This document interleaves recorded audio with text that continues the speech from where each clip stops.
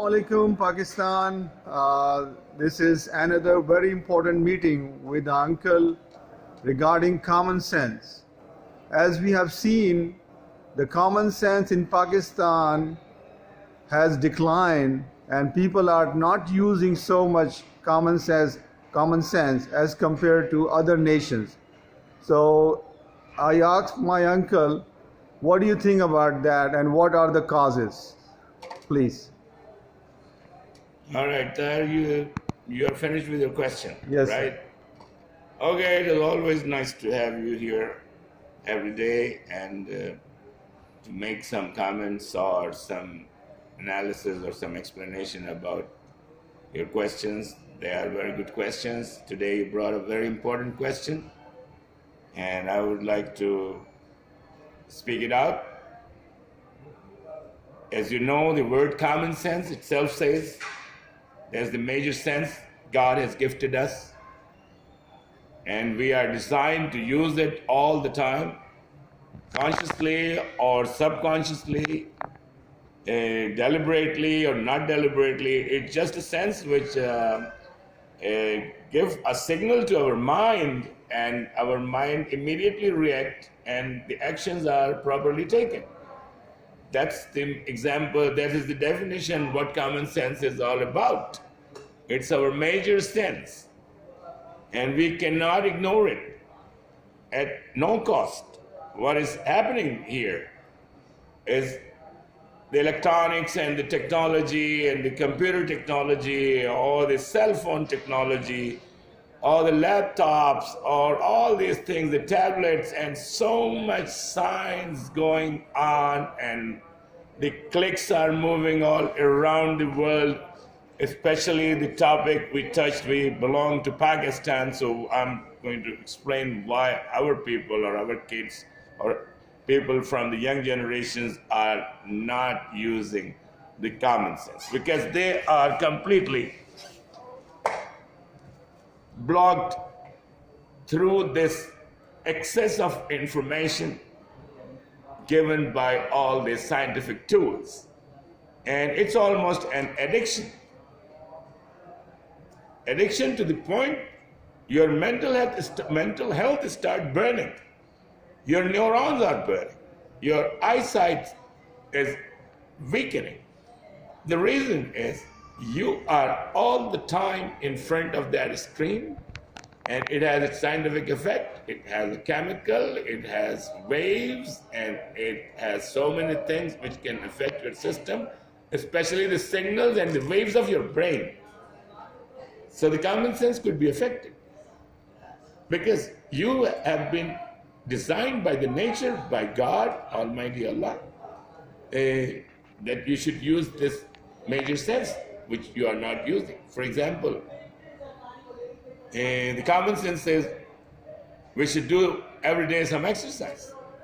You don't have the time for exercise. The common sense says we should eat some fruits in the morning. You don't do it. The common sense says you can maybe sleep 7 to 8 hours, which is a healthy sleep. You don't sleep that much sleep. You are not designing or preparing your day. The reason is all these viruses getting into your system through the modern technology. Let me clarify one thing. I myself is a scientist, I'm a geophysicist, but I wouldn't like to speak against science, because I believe in science very much. But at the same time, science is a tool which can generate you all the good, not the bad, which can take you away off the balance. That's what's happening right now. The scientific addiction of this modern technology, in particular the tool, the mobile, you call it in Pakistan, but it's a cell phone. We should speak it out correct. It's a cellular phone. Okay. The reason is our kids got involved into computer games, computer designing, so many other things.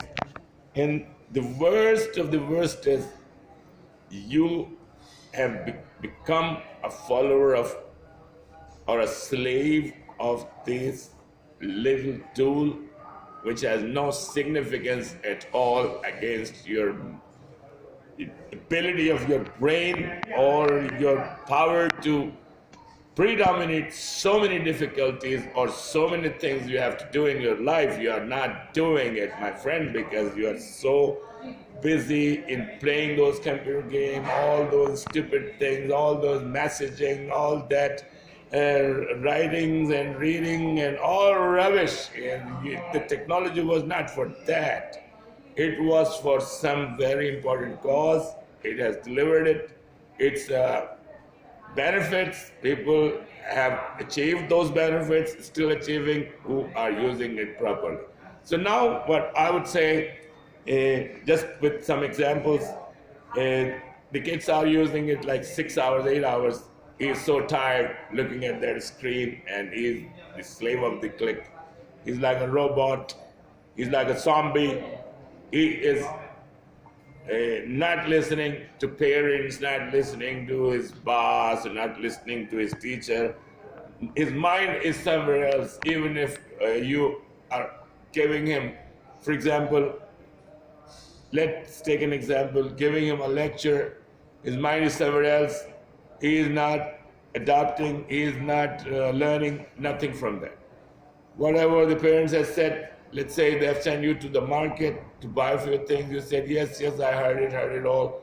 And all of a sudden you need a list, and you need that list on yourself.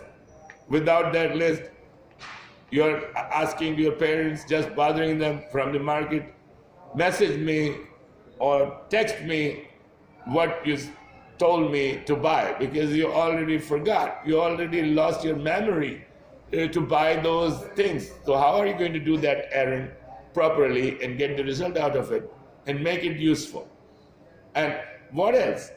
You go to the classes, you don't want to study. You just want to get the papers out, or solve papers or unsolved papers and all those things, proper guides, and you are not reading at all. You're not reading books. You just don't want to labor hard, work hard for your achievement, for your success. And these are the major losses what technology has incurred to our young generations, because they have become addict to this particular tool, this screen, as you call it, Tahir. And you also work with this technology, but I have never seen you using so much of this technology to get yourself lost within all these things, So we will take it again, because it's not much what I would like to explain. We'll give it's part one, let's say, just the introduction. Maybe we'll go for 2-3 more sessions on this particular topic. Thank you, Pakistan. Khuda Hafiz, and Allah take care of you.